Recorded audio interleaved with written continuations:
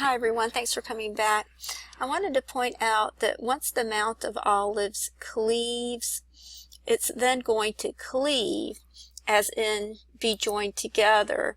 You see over here in Zechariah 14, it says, "And shall stand his feet in that day upon the Mount of Olives, the one over against Jerusalem according to the east, and shall split the Mount of Olives, half of it toward the east and west, chaos great," the pit's going to be open, "exceedingly, and shall lean half of the mountain towards the north and half of it towards the south, and be obstructed or sealed in the belly or valley of the mountain, or in the womb of the mountain, my mountain," God is saying my mountains, "and shall be joined together." This word over here means joined together. The ravine or the cleft or the gorge or the valley of the mountains unto Azal. Okay, so when the Mount of Olives splits, it's actually going to be a narrow gorge or a cleft that's created. If you look at the Hebrew for Zechariah 14:4, where it talks about the valley of the mountains, you see that the word valley in the Hebrew means a narrow gorge or cleft. And that's the same in the Greek as well. This word means a ravine or a cleft or a narrow gorge. So the Mount of Olives is going to look very similar to this. This is the rock at Mount Horeb. This is the rock that Moses struck, and then living waters came out. But God had told him not to strike it the second time. He was only supposed to speak to it the second time. But Moses struck it again, and that's why Moses was punished and wasn't able to go into the promised land, because once Jesus paid the sacrifice for all of our sins, he opened up a new and living way through the veil so we could have access to the most holy place, and there didn't need to be any more sacrifice after that. He caused the sacrifice and oblation to cease once Jesus paid the ultimate sacrifice. Okay, so when the Mount of Olives splits, there's going to be a cleft or a gorge in the mountain, and it's going to look similar to this, but there's going to be people sealed in the mountain, according to Natan's vision, and according to the text in the Greek, in the Septuagint. It's going to be obstructed or fenced in, and this is where the people are going to flee. And so they're going to be sealed inside the mountain.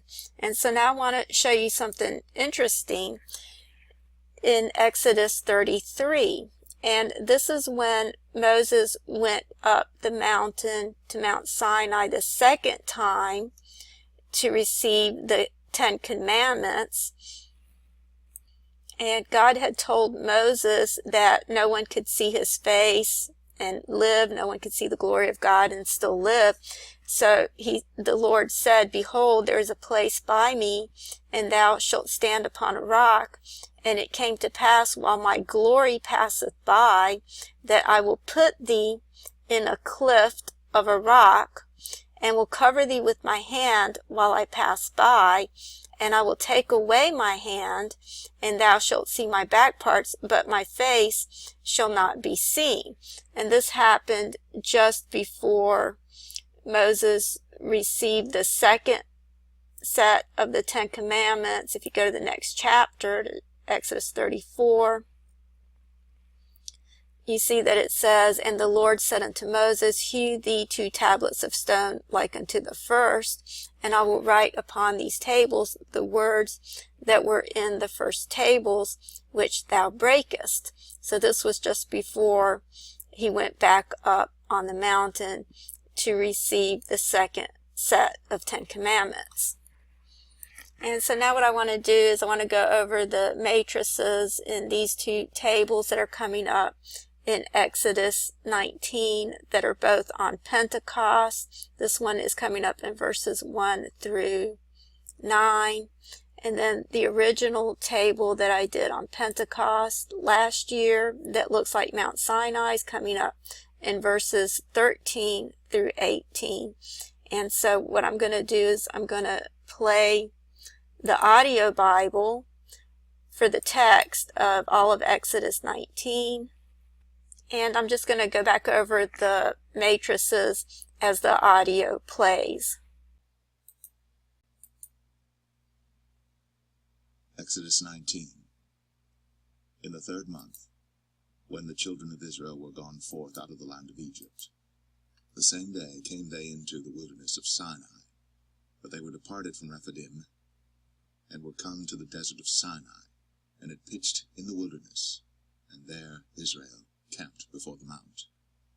And Moses went up unto God, and the Lord called unto him out of the mountain, saying, Thus shalt thou say to the house of Jacob, and tell the children of Israel, Ye have seen what I did unto the Egyptians, and how I bare you on eagle's wings, and brought you unto myself.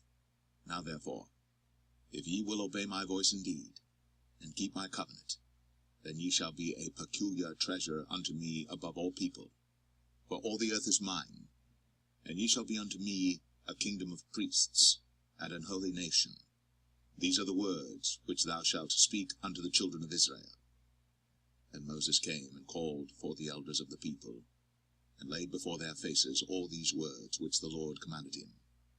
And all the people answered together, and said, All that the Lord hath spoken, we will do. And Moses returned the words of the people unto the Lord. And the Lord said unto Moses, Lo, I come unto thee in a thick cloud, that the people may hear when I speak with thee, and believe thee for ever. And Moses told the words of the people unto the Lord. And the Lord said unto Moses, Go unto the people, and sanctify them today and tomorrow, and let them wash their clothes, and be ready against the 3rd day. For the 3rd day the Lord will come down in the sight of all the people upon Mount Sinai. And thou shalt set bounds unto the people round about, saying, Take heed to yourselves, that ye go not up into the mount, or touch the border of it. Whosoever toucheth the mount shall be surely put to death. There shall not an hand touch it, but he shall surely be stoned, or shot through, whether it be beast or man. It shall not live. When the trumpet soundeth long, they shall come up to the mount. And Moses went down from the mount unto the people, and sanctified the people, and they washed their clothes. And he said unto the people, Be ready against the 3rd day, come not at your wives. And it came to pass on the 3rd day in the morning, that there were thunders and lightnings, and a thick cloud upon the mount, and the voice of the trumpet exceeding loud, so that all the people that was in the camp trembled. And Moses brought forth the people out of the camp to meet with God. And they stood at the nether part of the mount. And Mount Sinai was altogether on a smoke, because the Lord descended upon it in fire, and the smoke thereof ascended as the smoke of a furnace, and the whole mount quaked greatly.